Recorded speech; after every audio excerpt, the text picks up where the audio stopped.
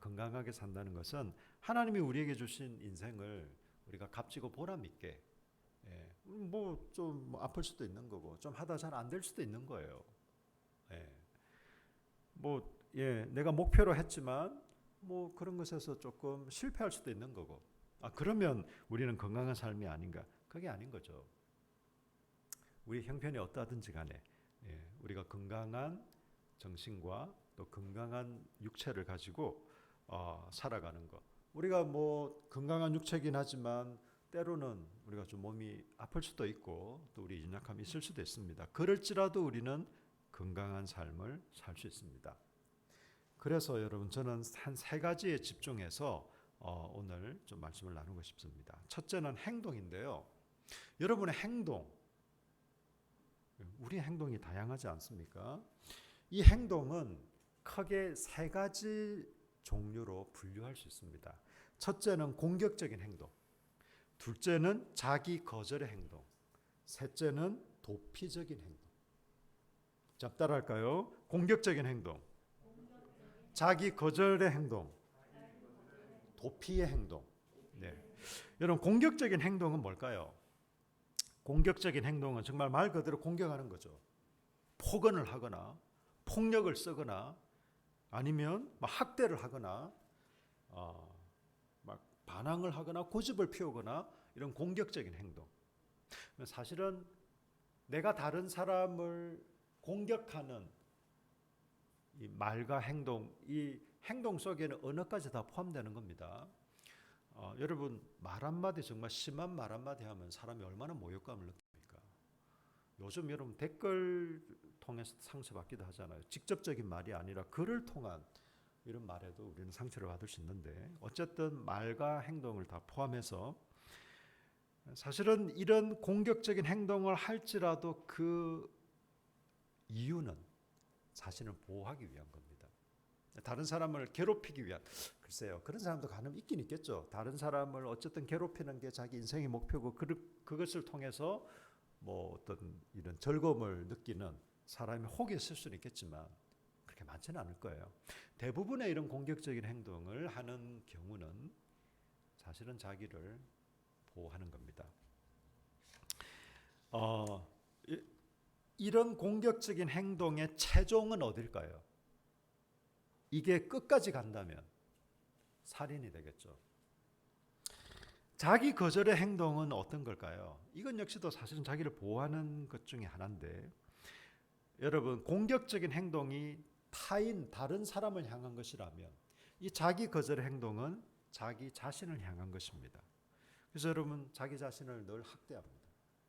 말로써 학대하고 생각으로 학대하고 그래 나는 내 인생은 뭐 어차피 뭐 그냥 그런 거야. 나는 원래 그런 놈인가 봐. 나는 뭘 해도 안 되나 봐. 아유, 나는 어쩌다 이렇게 생겨먹게 됐나. 자기 정죄, 자기 고소, 또 자기 학대 이런 걸 굉장히 많이 합니다. 열등감도 많고 비교의식도 많습니다. 우리가 누구나가 다 열등감은 뭐 약간의 열등감이라기보다는 뭐 비교는 내가 아무리 안 하려고 해도 자연스럽게 비교가 될 수도 있죠. 예. 그 정도를 얘기하는 것이 아니라 굉장히 큰 이런 열등감이나 비교의식이나 여러분 이것은 오히려 우리가 소위 말하는 스카이 대학, 인류 대학일수록 열등감이 크더라고요. 예. 저는 서울대학교 학생이면 이런 열등감이 없는 줄 알았어요. 근데 그 서울대생들 중에서도 자기들끼리 그런 열등감이 좀 심한 것 같아요. 예. 제가 수년 전에 만나본 어떤 친구는 자기는 뭐 역사 교육학과래요. 그러면서 목사님 제가 공부를 조금만 더 잘했으면 좀 더 메인과에 갈 텐데 제가 수능을 6개나 틀려서 제가 뒤통수를 한 대 때려주고 싶었어요. 예, 제가 수능을 6개나 틀려서 지금 역사 이 교육학과 밖에는 안 됩니다. 뭐 이렇게 얘기하는데 이 진한 열등감이 배어 나오는 그런 경우. 자기 거절의 행동.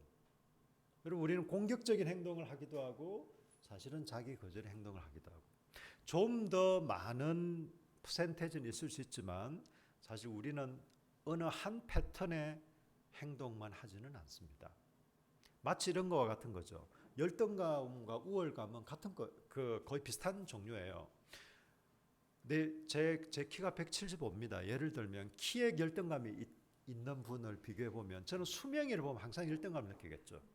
아이고 저 자식은 왜 저렇게 커가지고 나를 왜 저렇게 위에서 아래로 내려다보나.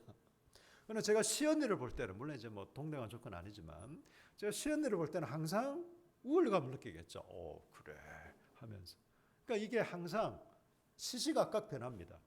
어떤 사람을 보거나 어떤 환경을 보면 나는 기분이 우쭐해지기도 하고 또 어떤 환경이나 사람을 보면은 내가 아이고 오매기 죽어 그냥 그렇게 되기도 하고. 그래서 여러분 이런 사람은 평생을 만족과 행복한 삶을 살기 어려워요. 왜? 늘 왔다 갔다 하는 거예요, 그냥. 어쩔 때는 뭐 좀 우쭐했다가 어쩔 때는 또 그냥 기분이 나빠졌다가. 그래서 우리 그러잖아요. 너무 잘난 사람 보면 밥맛이라 그러잖아요. 밥맛. 여러분 그리고 세 번째 행동 패턴은요. 도피 행동입니다. 도피. 고통을 잊고 피하는 방법이 이 도피 행동인데요. 저 같은 경우는 한때 음식이 이 도피처 좀 스트레스를 받고 하면 막 먹는 거예요. 그런 분들 계시죠? 예. 또 어떤 분들은 그냥 뭐 TV나 영화를 그냥 아무 생각 없이 멍하니. 요즘 멍 때리는 게 유행이긴 합니다. 그죠? 불멍, 물멍, 뭐 제가 붙인 이름 T멍. TV를 틀어보고 내용 별 관심도 없어요. 그냥 틀어놓고 있는 거예요. 예. 이렇게 고통을 잊고 피하는 방법이 도피입니다. 도피. 여러분 이 도피의 최종적인 곳은 어딜까요? 도피의 최종적인 곳은 중독이겠죠. 아까 자기 거절의 최종적인 종착지는 자살이겠죠. 물론 자기 거절하는 행동을 한다고 해서 다 자살한다는 말은 아니고 최종적으로 도달하는 곳은 자살일 거예요. 여러분 이런 도피들이 패턴화되고 반복되면 이런 게 반복되면 패턴화되잖아요. 그럼 이게 중독이 될 가능성이 많아요. 제가 아는 어떤 집사님, 대전에 살고 있는 어떤 집사님 남편이 도박 중독에 빠졌는데 와 정말 손가락을 자르기 직전까지 갔대요. 내가 맹세할게 절대 내 진짜 이번에 도박하면 손가락 잘라버린다. 그래도 계속 하더래요. 처음부터 그렇게 하진 않았겠죠. 그냥 한 번, 두 번 하다 그런 행동이 계속 반복되고 그러다 보면 그게 패턴화되고 여러분 중독의 정의가 뭐냐면요. 내 힘과 의지로 조절 안 되는 게 중독입니다. 내 힘과 의지로 조절되면 그걸 어떻게 중독이라 해요. 그렇다고 여러분 중독에 빠진 사람은 다 아무 잘못 없다 이 말은 아니지만 뭐 아무 책임이 없다 그렇게는 얘기 못할지라도 이 중독이라는 건 그만큼 심각하고 무서운 거예요. 여러분들 지금 제가 볼 때 우리나라 사람들 한 50% 이상은 다 휴대폰 중독이에요. 제가 볼 때. 예, 저와 아내는 서로 얘기합니다. 이 휴대폰 중독자. 서로 휴대폰만 보고 있으면 이 중독자예요. 막 장난으로 그렇게 하긴 하는데 계속해서 반복되는 거. 그러니까 좋은 의미에서 예를 들면 다른 사람 어려운 사람 도와주기를 원하고 시간 있을 때마다 막 책을 보기를 원하고 그런 걸 잘 중독이라고 하진 않죠. 그런 건 좋은 습관이라고 얘기하죠. 보통 이제 우리가 중독이라는 말을 쓰는 것은 좀 부정적인 의미에서 좀 건전하지 않은 일들에 대해서 우리가 중독이라는 말을 씁니다. 여러분 그러면요 우리의 이런 행동 패턴이 있다면 우리 감정의 영역에서도 마찬가지입니다. 감정의 영역에서도 공격적인 감정, 자기 거절의 감정, 도피의 감정. 여러분 저는 제가 가정 시리즈를 지금 계속하면서 이 시간에도 여러분 물론 가볍게 편안하고 가벼운 마음으로 여러분 제 말을 들으면서도 한번 생각해 보시고 나중에라도 여러분 한번 생각하고 한번 잘 점검을 해보시기를 바랍니다. 여러분, 감정은요, 행동을 일으키는 에너지입니다. 여러분, 우리는 이성적으로 행동할까요? 감정적으로 행동할까요? 사실 우리의 본질은 감정적으로 행동합니다. 그럼 우리는 이성이 없는 사람들인가? 아니면 이성을 사용하지 않는가? 아니요. 이성을 사용해요. 우리는 충분히 이성적인 존재이기도 합니다. 물론 사람에 따라 그 비율은 좀 차이는 있겠으나, 그렇지만 우리가 결정적인 행동을 촉발하는 것은 감정인 경우가 대부분입니다. 어떤 사람이 막 무슨 행동해요. 말로서 뭐라고 하는데 사실은 마음이 상한 거예요. 기분이 나빠진 거예요. 저는 우리 나이 한 60이 넘으신 70 가까이 되는 목사님들에게도 최근에 이런 사건들을 제가 좀 여러 차례 경험하고 있습니다. 말은 뭐라 굉장히 거창하게 내세우는데 마음이 상했어. 우리가 하는 말로 삐졌어요. 그래서 막 대의명분을 내세우면서 하는 행동들이 사실 너무 눈에 뻔히 보이는데도 왜 저분들은 모를까? 제가 구체적인 말씀을 드리기는 그렇고, 여러분, 그래서 감정을 무시하면 안 됩니다. 우리가 감정으로 살아야 되는 건 아니지만 감정을 무시하면 안 돼요. 감정을 무시하면 안 되는 이유가, 이 감정을 누가 만드셨기 때문인가요? 이 감정은 하나님이 주신 건가요? 아니면 사단이 우리에게 주는 건가요? 이 감정은 하나님이 주신 거예요. 모든 감정은 하나님께서 주신 겁니다. 목사님, 그럼 미워하는 거, 그건 미워하는 건 감정의 영역도 있긴 하지만 그건 나쁜 거죠. 분노 하나님이 주신 거예요. 그래서 모두 의분이라고도 하잖아요. 예수님도 성전에서 상을 뒤엎으셨잖아요. 의분, 정말 공의롭고 의롭지 못한 것에 대해서 의분을 느끼지 않는다. 우리의 감정이 먹는 겁니다, 여러분. 지나가는 사람이 나쁜 짓을 했다고 해서 우리가 의분을 느껴서 그 사람을 막 때리면 이건 잘못이죠. 아마 현행법으로 체포될 거예요. 어떤 사건에 대해서 우리가 의분을 느끼는 것과 그것을 말과 행동으로 표현하는 것은 조금 구분하셔야 됩니다. 여러분, 우리 예를 들면 사회가 정의롭지 못한 거, 여러분 의분을 느끼셔야 돼요. 정의롭지 못한 사회에 대해서 원래 인간은 그런 거지 뭐. 여러분, 굉장히 쿨한 척, 굉장히 우리의 마음과 생각이 병든 겁니다, 여러분. 우리의 감정이 병든 거예요. 의분은 느끼되.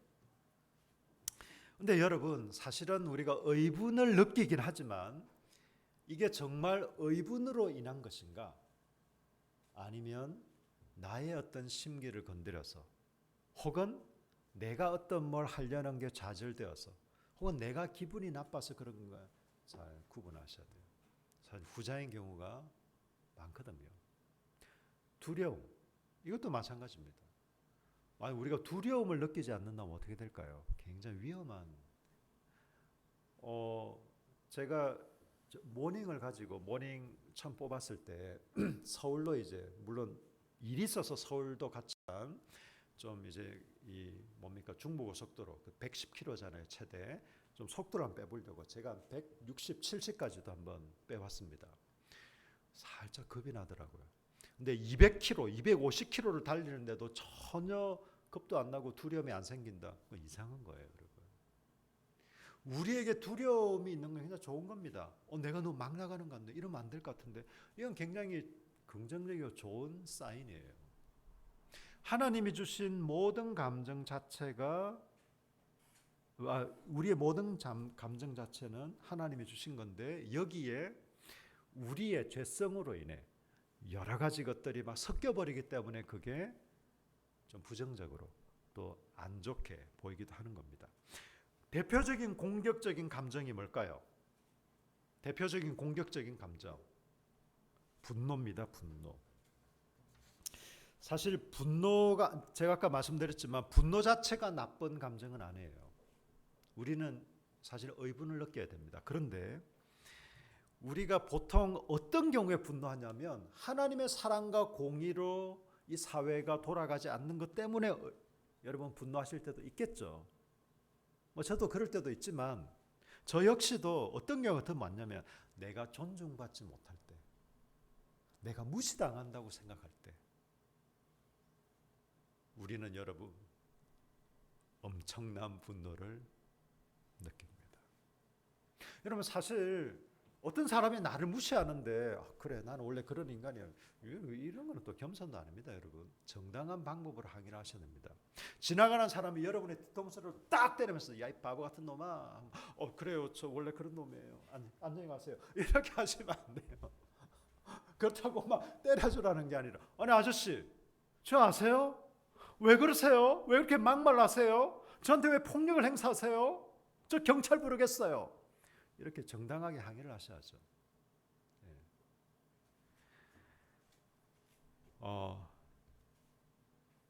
우리 내가 무가치하다고 여기고 또 무시받을 때 우리 이런 막 분노를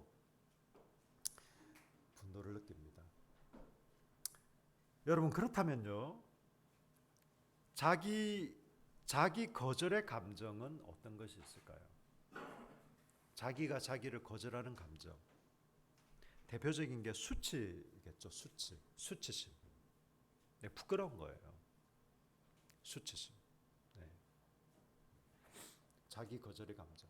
여러분 우리가 내가 어떤 잘못된 말과 행동을 했습니다.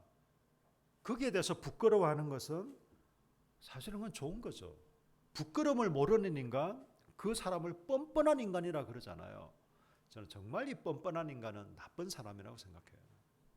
네, 뻔뻔한 인간. 부끄러움을 모르는 사람. 근데 여러분, 이것은 그냥 긍정적인 의미에서 내가 잘못한 거, 내가 실수한 거, 내가 하지 말아야 될 말과 행동을 했을 때 내가 느끼는 좋은 의미의 부끄러움이 아니라 수치심. 이건 그냥 부끄러움 정도가 아닙니다, 여러분. 수치심은 심한 모욕감, 자기가 스스로 느끼는 이런 거거든요. 여러분 수치라는 것은 보통 비밀과 연관되어 있습니다.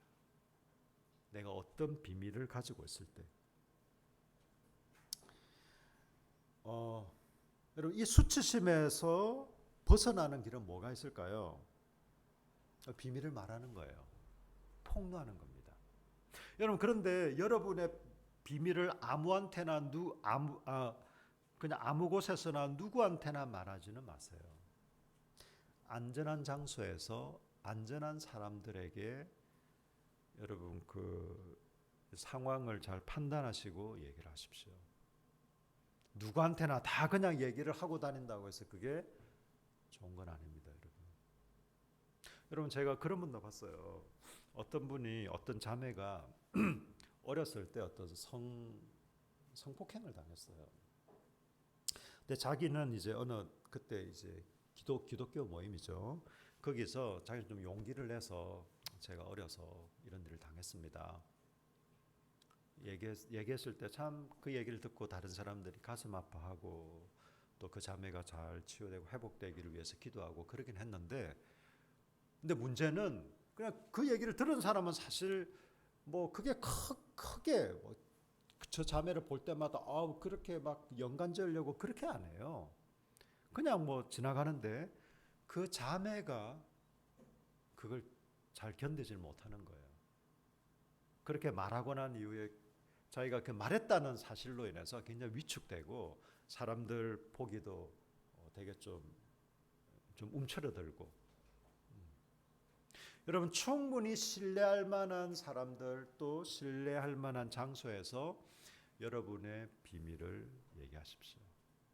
또 여러분의 모든 비밀을 다 얘기하라는 건 아닙니다. 사실 여러분의 모든 비밀을 다 얘기할 필요는 없습니다. 그러나 어떤 것들이 여러분을 여전히 수치스럽게 묻고 있고 또 영향을 미치고 있다면 사실 그런 거는 얘기해버리는 게 오히려 자유해지는 겁니다. 여러분 저는 저 오른쪽 팔에 흉터가 있어요. 저희 어머니 지금 돌아가셨는데 저희 어머니가 제가 어렸을 때 3살 때 일입니다. 꽤 오래됐죠. 예, 3살 때 저희 어머니가 이제 물을 그때 오찬물 이런 거 있잖아요. 뜨거운 물을 이렇게 팔팔 끓는 오찬물을 이렇게 가져와 가지고 붓는다는 게 실수해 가지고 그냥 놓아 버렸어요. 저는 그때 누워 있었나 봐요. 그 물이 와 가지고 오른팔 왼팔에 또 등에도 얼마나 뜨거웠겠어요. 병원에 다니면서 왼팔은 다 났어요. 근데 저희 어머니가 민간요법을 잘못 추천을 받은 거예요. 감자를 이겨가지고 붙이면 굳이 병원에 안 가고 돈 안 써도 잘 낫는다더라라는 이런 가짜 뉴스, 거짓 정보를 흉터가 생겼습니다. 제가 청소년 시기에 굉장히 아무래도 청소년 시기는 이런 외모나 이런 것으로 부끄러움이 많잖아요. 저는 아무리 더운 여름에도 반팔을 입어본 적이 없어요. 아무리 더운 여름에도. 근데 제가 20살이 넘고 이렇게 하면서 이거 뭐 어때? 제 아내가 아니라고 그럽니다. 저는 좀 그랬다고 생각했는데 아마 그 시점이 결혼한 이유인가 봅니다. 어차피 뭐 결혼했으니. 예, 어느 순간부터는 뭐 저는 반팔도 그냥 자유롭게 입고 뭐 제 흉터를 다른 사람 보던 제가 그 전에는 내 흉터를 보고 사람들이 얼마나 뭐 징그러워할까, 얼마나 기분 나빠할까 이런 생각 때문에 제가 굉장히 수치스럽더라고요. 그러나 어느 순간 뭐 다른 사람이 보든 말든 실제로 별 관심도 없어요. 그냥 실제로 한번 보고 왜 저럴까, 어째서 저럴까 막 이렇게 하는 사람도 아무도 없었어요. 오히려 친한 사람들 중에서는 이거 보고 아이고 뭐 어떻게 그래 됐어요. 예, 제가 어렸을 때 여차 그렇구나. 아이고 참 괜찮아요. no problem 상관없어요. 예. 오히려 그냥 얘기를 해버리는 게. 그런데 여러분 그것도 제가 말씀드렸죠. 그냥 아무 데서나 아무 사람한테나 그건 별로 지혜로운 건 아닙니다. 안전한 곳에서 안전한 사람들한테. 여러분 저는 오늘날 우리 한국 기독교가 우리 한국 사회에 참 부정적으로 많이 인식된다는 걸 알고 있습니다. 저는 그게 무조건 우리 한국에 있는 모든 사람들이 기독교를 또 교회를 오해한다고만은 생각하지 않아요. 오해하는 부분도 있긴 있어요. 오해하는 부분도 있긴 있는데 저는 오해만은 아닙니다. 저를 비롯한 저도 예외가 될 수 없습니다. 저를 비롯한 우리 한국 교회 그리고 우리 그리스도인들이 참 부정적인 모습 또 우리의 연약한 모습들을 우리 한국 사회에 사실 많이 보여주기도 했습니다.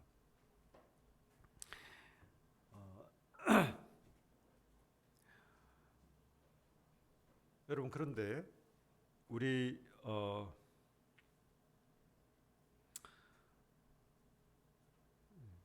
이런 그 수치의 감정을 느끼고 했을 때 있는 그대로의 모습, 우리가 참 이렇게 연약하다, 우리의 이런 모습이 있다라고 우리가 인정하는 부분이 저는 한편으로 필요하지 않을까 싶습니다. 그건 아니다. 그건 우리 지금 기독교를 공격하는 어떤 세력들이다. 이렇게 이상하게 그냥 몰아갈 필요도 없습니다.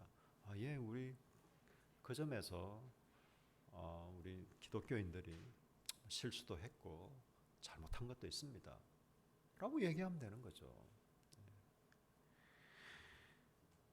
여러분 이 도피의 감정 세 번째는요. 그 세 번째 감정은요. 도피의 감정인데 이 도피의 감정 중에 대표적인 것은 두려움입니다. 두려움. 여러분 두려움이라는 것은 나에게 좋지 않은 상황이 다가오고 있다는 것을 감지하고 느끼는 거예요. 제가 아까 속도 얘기했죠. 너무 속도가 빨라지면 이거 큰일 나겠는데 이거 어떡하지? 어떤 사람들 보면 높은 데 잘 못 올라가는 분들이 있어요. 또 여러분 요즘 안전망으로 이렇게 되어 있긴 하지만 그 근처에 잘 못 가는 사람들 있습니다. 왜? 너무 무서운 거죠. 혹시 그냥 밑에만 쳐다봐도 어질어질하고. 두려움이라는 것은 나에게 좋지 않은 상황이 다가오고 있다는 것을 감지하고 느끼는 것. 왜냐하면 이 이런 일로 통해서 내가 보호받지 못하고 안전하지 못하고 피해를 당한다라고 생각하기 때문에 그렇습니다. 이 도피의 감정. 여러분, 이 도피의 감정을 극복하는 것은 뭘까요? 여러분, 자기 거절의 감정인 이 수치심을 극복하는 것은 말하는 거, 폭로하는 거라 그랬잖아요. 물론 지혜롭게 해야 되지만 이 도피의 감정, 두려움을 극복하는 것은요, 직면하는 겁니다. 자, 따라합시다. 직면하기. 부딪혀야 되는 거예요. 도피하면 안 됩니다, 여러분. 여러분, 우리가 행동 양식에서도 이 도피의 행동은 뭐였죠? 중독으로 빠진다 그랬죠. 예, 피하면 안 돼요. 내가 좀 힘들다고, 내가 마음이 좀 괴롭다고 막 술을 계속 드시는 분, 알코올 중독되죠.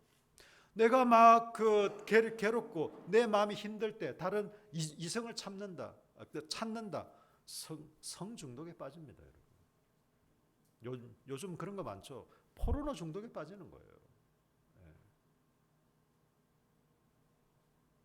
도박 중독에 빠질 수도 있겠죠. 내가 마음이 괴롭고 힘들 때 나는 도박을 해야 돼. 순간적으로 그 상황은 모면할 수 있고 그 상황은 잊을 수 있겠지만 도움이 되지 않습니다. 결국 중독에 빠지는 거예요. 마찬가지로 이 도피의 감정, 두려움을 극복하는 것은요, 직면하는 거예요. 부딪혀야 됩니다. 나에게 피하고 싶고 힘들고 무섭고, 이것을 여러분이 직면하지 않으면요, 결국 이겨낼 수가 없습니다. 도피의 감정, 두려움, 우리의 실수와 연약함을 인정하는 거예요. 여러분의 두려움마저도 인정하십시오. 내가 무섭다. 잘 안 될 것 같아. 여러분, 불안과 근심의 차이를 아세요? 불안과 근심. 불안은 대상이 없는 겁니다. 왠지 모르게 그냥 마음이 불안해. 근데 근심은 구체적인 사람이나 대상이 있는 거예요. 카드 결제일이 다가오고 있어. 근심이 있어요. 저희는 매월 15일에 근심이 가득합니다. 카드 결제. 예. 늘 불안한 사람이 있어요. 여러분 요즘 불안장애 아세요? 불안장애 많아요, 여러분. 약이 없으면 잠 못 드시는 분들도 많습니다. 의외로 많습니다, 여러분. 불안장애, 염려장애, 예. 건강염려증, 이런 거 의외로 많습니다, 여러분. 왠지 모르게 막연하게 불안해요. 뭔지 이유는 모르겠는데 또 구체적인 어떤 사건, 또 구체적인 어떤 사람으로 인해서 막 근심, 염려가 되기도 하고. 여러분, 그런데 이런 두려움을 극복하는 제일 좋은 방법은 제가 직면한다 그랬잖아요. 이 직면한다는 게 무조건 맞닥뜨려 싸우는 것이기도 하지만 그 전에 우리의 태도는요, 저와 여러분이 연약한 존재라는 걸 인정하는 거예요. 여러분도 실수할 수 있는 사람이라는 걸 인정하는 거예요. 의외로 여러분, 우리 중에 완벽주의자들이 많답니다. 이거 어떻게 아냐고요? 제가 옛날에 완벽주의였어요. 완벽주의자들 특징을 아세요? 저는 버스 타고 지나가면 항상 숫자를 세알려요. 근데 피곤한 인생을 살았습니다, 한때는. 이 완벽주의자들의 두 번째 특징은 이겁니다. 아예 완벽하게 하거나 아니면 아예 안 하거나. 굉장히 안 좋은 겁니다, 이거. 여러분, 할 수 있는 만큼 우리는 그냥 하면 돼요. 뭘 완벽하게 하려고 그래. 완벽하지도 않은 사람들이. 바보같이. 공부 못하는 사람들은 어떻게 하는지 아세요? 첫 번째 볼 때 그냥 죽자고 봅니다. 막 자세하게. 결코 공부를 잘할 수 없어요. 첫 번째 볼 때 무조건 스케치를 해요, 스케치. 훑어봐요. 대충 봐야 돼요, 대충. 여러분, 3번 이상 보지 않고 여러분이 좋은 점수를 받길 바랍니까? 여러분들 나쁜 사람들입니다. 자기 IQ가 200도 안 되면서. 여러분, 최소 3번 이상 공부를 하지 않고 시험은 잘 볼 수 없습니다, 여러분. 여러분의 IQ가 200이 아닌 이상. 여러분의 IQ가 150 밑이라면 5번은 보세요. 그래야 A에 근접할 수 있을 거예요. 많이 볼 수밖에 없어요. 첫 번째 볼 때 술렁술렁 보세요. 술렁술렁.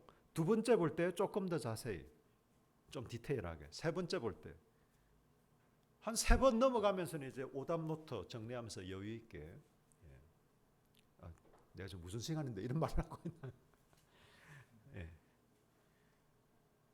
나의 실수와 연약함을 인정하는 겁니다.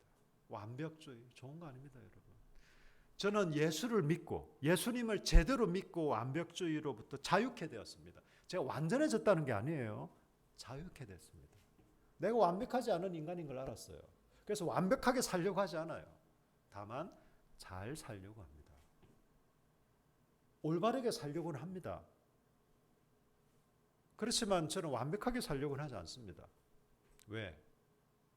완벽주의는 사실 반기독교적인 거예요. 심하게 얘기하면.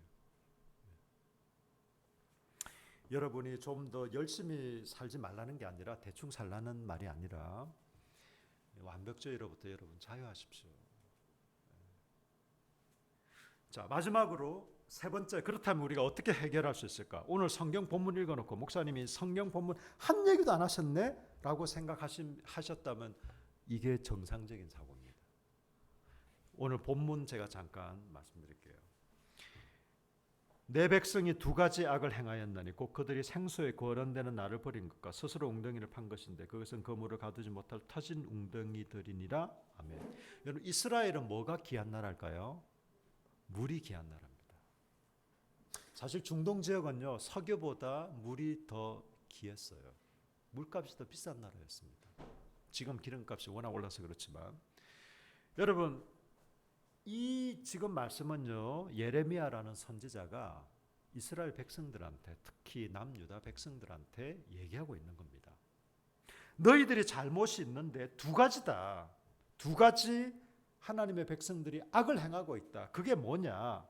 생수에 권원되는 하나님을 버린 거하고 헛된 웅덩이를 판 것이다.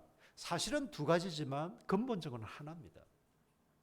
여러분, 우리나라 같은 경우는 우물이잖아요. 우물을 막 깊게 파면 이제 물이 고이고 하는데, 제가 이스라엘을 가봤지 않습니까? 이스라엘은요, 정말 스프링 밑에서 물이 솟아납니다. 제가 여리고를 가봤는데, 여리고에 거기 샘물이 있어요. 여리고의 그 샘물의 그 샘에 어느 정도 물이 솟아나느냐면요, 지금 현대 여리고 도시의 모든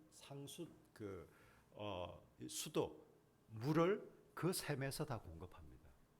그 정도로 물이 솟아납니다. 이게 샘물이에요, 샘물. 성경이 말하는 생수의 근원 할 때 그 생수가 생수병, 1리터 이게 아니고 이 샘물을 얘기하는 거, 솟아나는.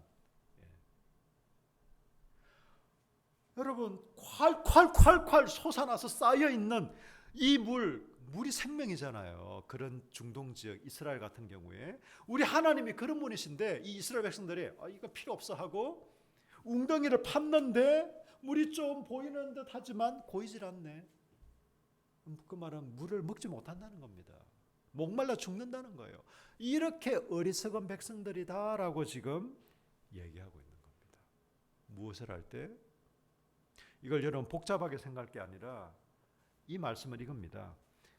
이스라엘 백성들이 하나님을 찾고 의지하지 않았다. 하나님 대신에 헛된 것을, 하나님 아닌 그 무엇을 찾고 의지했다라는 것입니다. 우리 하나님을 찾아야 되는데 하나님 대신 어떤 사람을 의지하기도 하고 어떤 환경을 의지하기도 하고 혹은 우리 자신을 의지하기도 하고 하나님 아닌 그 무엇을 의지하는 것이 바로 이 헛된 웅덩이를 파는 것입니다. 너무 바보스럽지 않을까요? 샘 솟는 이 샘물이 있는데 그거는 그냥 내팽개 쳐버리고 아무리 파도 고이지도 않는 물, 터진 웅덩이라고 얘기했잖아요. 물이 그냥 새버려. 콸콸 솟아나지도 않을 뿐더러 새버리는.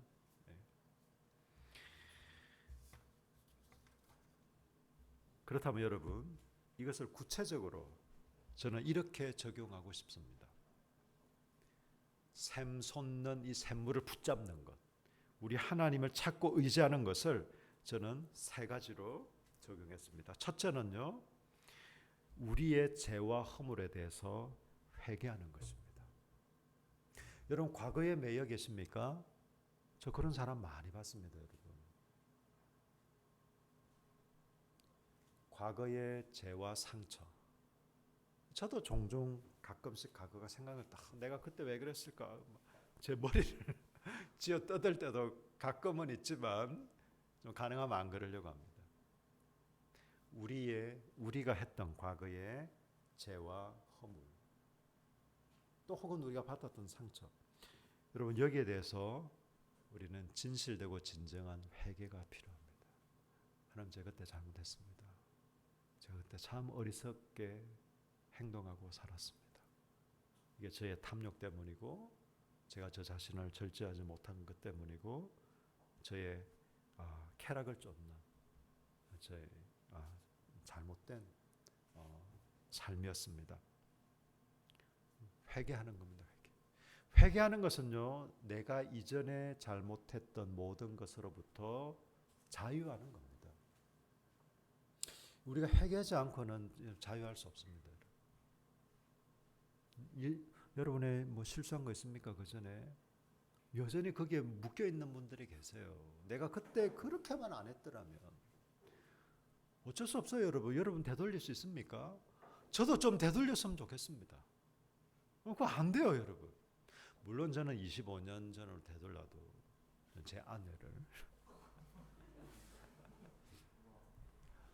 네.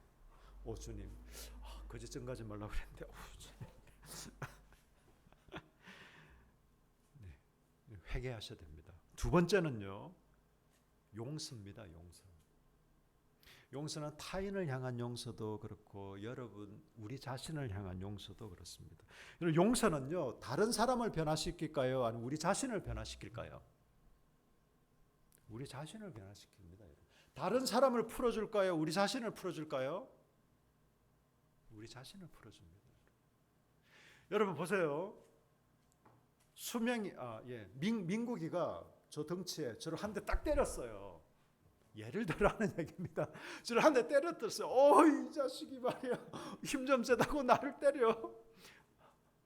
제가 이 자식 두고 봐. 내가 가만 안 있을 거야. 근데 쟤는 그냥 한 대 때려. 내가 왜 때렸지? 내가 잠깐 미쳤나 봐 하고 그냥 잠을 쿨쿨 잘 자요. 근데 제가 만약에 용서를 못해.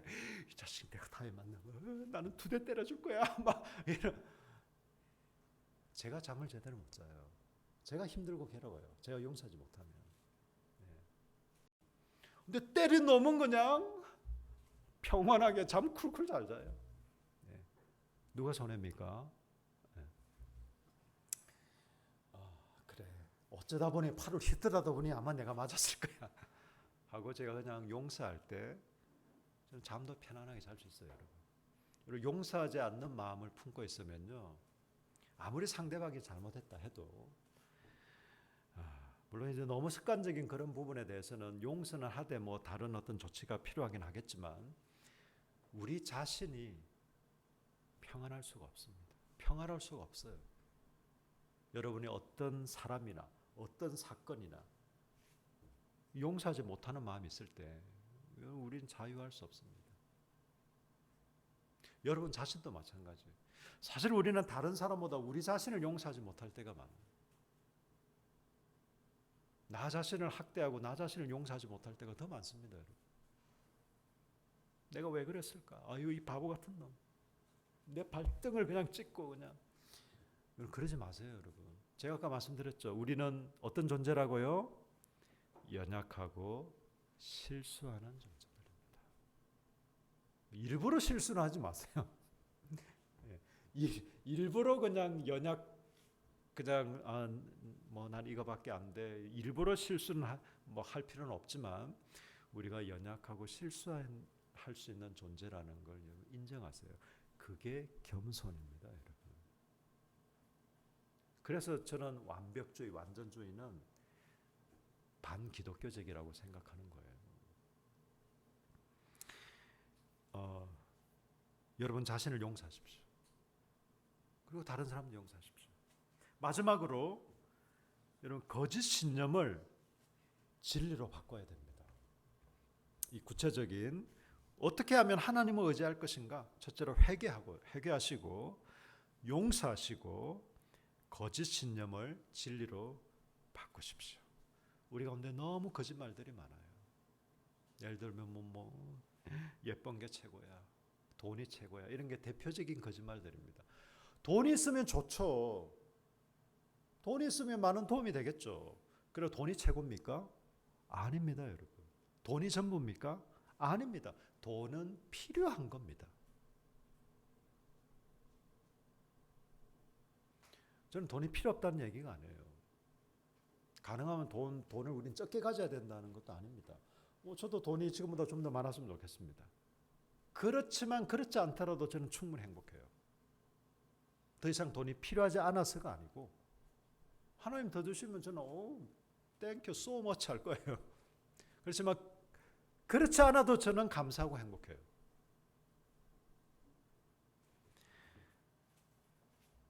여러분 거짓 신념들을 진리로 바꾸십시오. 여러분 어렸을 때 이런 저희 어머니가 돌아가신 어머니 얘기를 오늘 몇 번 하게 되네요. 저희 어머니가 늘 말씀하셨어요.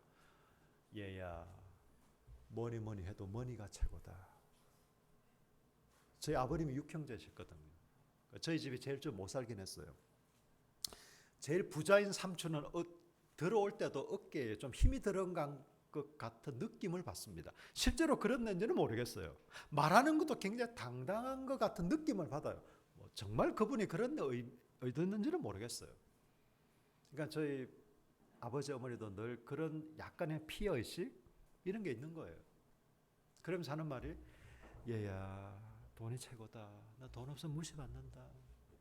그러면서 목사인 저한테 교회에서도 마찬가지일 거야. 교회에서도 돈 없어. 목사인 저에게도 그런 얘기를 하는데 제가 지금까지 부끄럽지만 제가 그랬다는 게 아니라 제가 지금까지 수십 년을 신앙생활을 하고 교회를 섬겨보지만 제가 어머니의 말씀을 100% 아닙니다 라고 말할 자신이 없어요. 여러분 실제로 보세요. 여러분 참 이게 우리의 부끄러운 자상이기도 합니다. 여러분 우리 한국교회 부끄러운 모습이기도 해요.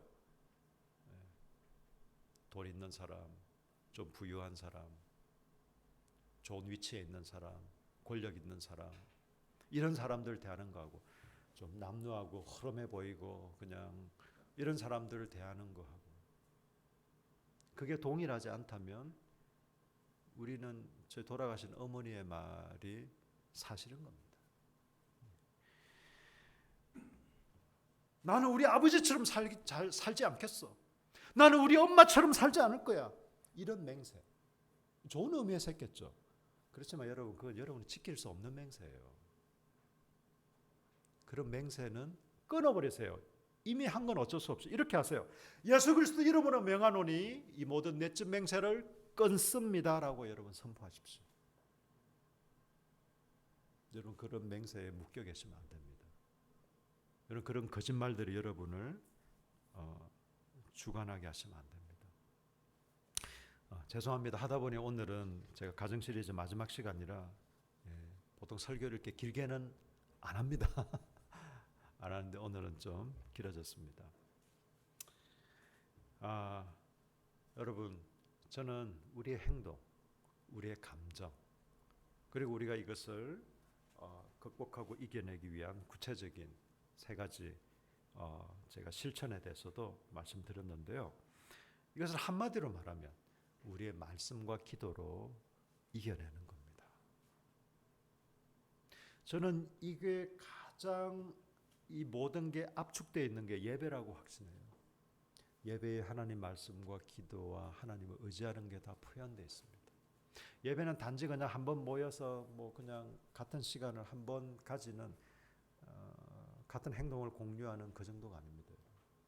예배 때 하나님 말씀을 듣고 우리가 주 앞에 올려드리고 기도하고 또 하늘의 위로와 평안으로 여러분 우리가 말씀을 통해서 성경의 지식을 늘려가는 게 아니라 우리의 사고방식이 계속해서 바뀌어가는 거예요. 우리의 생각이 바뀌지 않으면요. 여러분 감정도 우리의 생각으로부터 나오는 거 아세요? 우리가 생각하지 않으면 감정도 일어나지 않습니다. 여러분. 제가 어떤 그런 자매를 봤어요. 실연에 상처가 있는 자매가 옛날 남자친구하고 닮은 사람을 보고 막 욱하는 감정이 올라와. 그 사람을 보고 옛날 기억을 떠올린 거죠. 생각이 없으면 감정의 상처도 없습니다. 이 말은 우리의 생각이 바뀌지 않으면요, 여러분 여전히 반복할 겁니다. 비슷한 상황이 되면 또 그런 상처가 올라올 거예요. 비슷한 상황이 되면 또 그런 패턴이 계속될 겁니다. 여러분의 생각이 바뀌지 않아. 이게 어떻게 바뀔까요? 사고방식을 개조해야 돼. 그래, 사고방식 개조하자. 끝. 어떻게 되나요? 계속해서 말씀을 듣고 말씀을 읽고 진리의 영이신 성령님께서 우리의 생각을 변화시키시고 우리의 마음을 새롭게 하시도록 우리가 계속해서 기도하고 또 하나님을 찾고, 이 모든 것의 압축판이, 결정판이 예배입니다. 저는 예배를 드리지 않으면서 경건하게 살겠다, 헛된 꿈은 접으시기를 바랍니다. 물론 이제 피치 못할 사정으로 예배를 못 드리는 그런 경우는 있겠지만, 예배를 일부러 혹은 무심하게 생각하신다면